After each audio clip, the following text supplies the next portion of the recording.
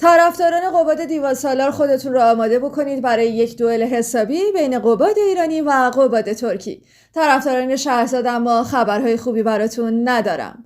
دختر و پسر سلام به سلبریتی سودا خیلی خوش اومدید. اگر به اخبار ویژه سلبریتی ترکی علاقه‌مندید حتما کانال رو همراهی کنید.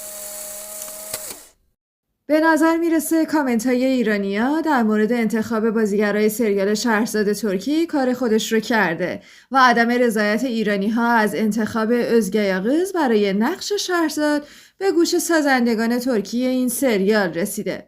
طبق آخرین خبری که نشریه اونادیو منتشر کرده، کاندیدای نقش شهرزاد عوض شده و البته بازیگرای کاراکتر فرهاد، قباد و بزرگاقا به احتمال قوی تعیین شدن.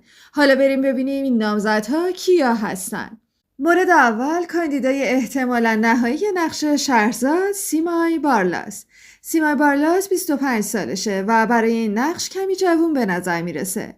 سیمای توی خانواده متوسط به دنیا اومده و همیشه گفته که یکی از حامیان و مشوقهای اون برای وارد شدن به دنیای سینما و تلویزیون مادرش بوده. برادر سیمای فیلم‌های کوتاه می‌سازه و این امر موجب شد که سیمای هم به این پیشه علاقه‌مند بشه.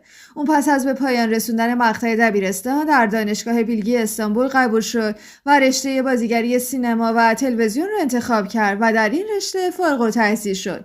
اون در کنار بازیگری سالهاست به صورت حرفه‌ای در رشته کیک بوکسینگ فعالیت داره و همچنین شنا و اسکی از ورزش‌های مورد علاقشه. وقتی که 16 سال داشت در سریال پارامپارچا ایفای نقش کرد. بارلاس در عرصه مدلینگ و تبلیغات تلویزیونی هم فعالیت داشت. در سال 2016 در سریال زندگی گاهی شیرینه و در سال 2017 در سریال افسانه حضور داشت. نهایتاً در سال 2019 با سریال استانبول ظالم کمی خودش رو نشون داد. همونطور که همتون میدونید نقش شهرزاد ایرانی رو یکی از مطرح‌ترین و با استعدادترین ستاره‌های ایرانی یعنی ترانه علیدوستی بازی کرده.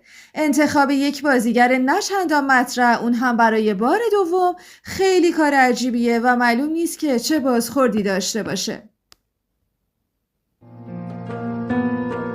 تو با قلب ویرانه من چه کرد؟ کاراکتر جنجالی بعدی که همه منتظر انتخاب بازیگرش هستن کسی نیست جز قباد دیوان سالار. نقش قباد رو قراره کی بازی بکنه؟ اسماعیل حاجیوغلو، متولد 1985 در ترکیه. فارغ التحصیل رشته تئاتر از دانشگاه معمار سینان هست که از 16 سالگی بازیگری رو آغاز کرد و با فیلم شغال یا چاکال به شهرت رسید. پدرش هم بازیکن و مربی سابق فوتبال بوده. اسماعیل بازی در تئاتر رو از ابتدای نوجوانی شروع کرد و از 16 سالگی تو سریال‌های تلویزیونی مختلف بازی کرد. اما سال 2010 با بازی در فیلم شغال در نقش هجوم حسابی درخشید و به شهرت رسید. اسماعیل به خاطر ظاهر جذاب و خاصش از محبوبیت بالایی در ترکیه برخورداره. البته محبوبیتش نه فقط به خاطر ظاهر خاص بلکه استعداد و توانایی قابل قبولش در بازیگری هم هست. اون یه بازیگر بسیار محکم، باهوش و بسیار متفاوته. اون با ویژگی‌های چهره متمایز و استعداد باور نکردنی خودش یک استعداد قابل تحسینه. میتونه هر نقشی رو ایفا بکنه و در هر قالبی جا بیفته.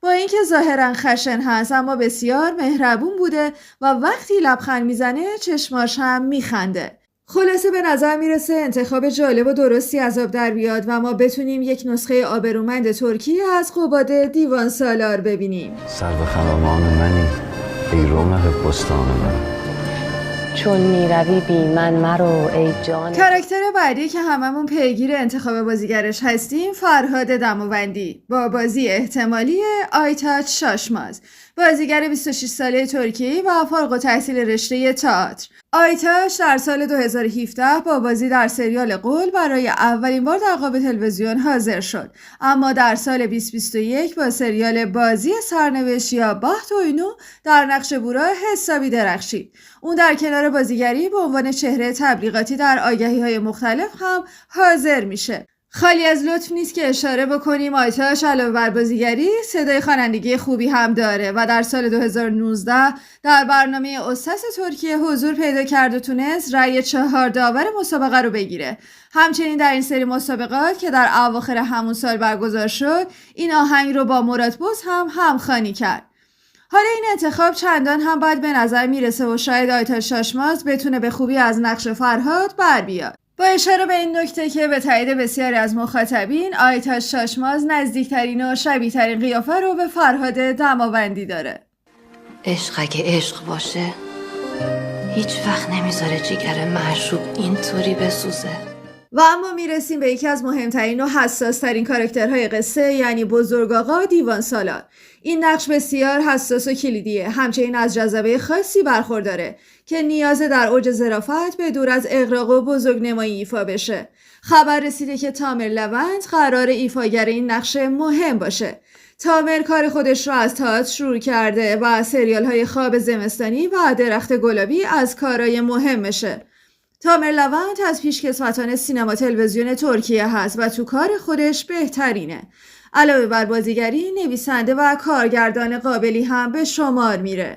تحسین برانگیزترین نقش اون در سریال جامداکی کز یا دختر پشت پنجره در نقش رافت کروغلو بود. من شخصا معتقدم لوند که در ترکیه کارهای پیشگامانه‌ای در زمینه نمایش معاصر انجام داده و پروژه‌های زیادی رو در این زمینه اجرا کرده میتونه از پس نقش مهمی همچون بزرگ آقا دیوان سالار به راحتی بر بیاد. حالا باید منتظر باشیم و ببینیم آیا این لیست نهاییه یا قراره بازم شاهد تغییرات باشیم. ولی نکته جالب این که تقریبا مطمئن هستیم این بازیگران انتخاب نهایی کارگردان هستن، چرا که اگر به صفحه ویکی‌پدیای این اشخاص مراجعه کنید خواهید دید که به عنوان پروژه جدید در قسمت فیلموگرافی هر کدوم این نقش‌ها ثبت شدن. حالا شما نظر خودتون رو بگید در ارتباط با انتخاب این بازیگران. آیا موافق هستید یا همچنان فکر میکنید که اشخاص بهتری رو میتونستن انتخاب بکنن؟ من خودم به شخص فکر میکنم که انتخاب ها اونجورا هم قوی نبوده. متشکرم که همراهی کردید. مراقب خودتون باشید. خدافظ. دزدیده چون جان میروی اندر میان جان من، سر به خرامان منی ای رونق بستان. اساس که فرهاد بیاد رد شد منو فرهاد نکن واسه من شهرزاد. لاله‌زار کلاه بی غیرتی نمیفروشن که برم. تو با قلب ویرانه من چه کرد؟ معتدی هستم، دانشجوی انصرافی دانشگاه آکسفورد. به خاطر اینکه پدرم فوت شد مجبور شدم. تو با حال پروانه من چه کردی؟ چون میروی بی من مرو ای جان جان بی تن مرو و از چشم من بیرون مشو ای عشق اگه عشق باشه هیچ وقت نمیذاره جیگر معشوق اینطوری بسوزه. دیده از جام چشم تو مستم. عشق اگه عشق باشه انقدر سیاه نیست، مثل نسیم میمونه.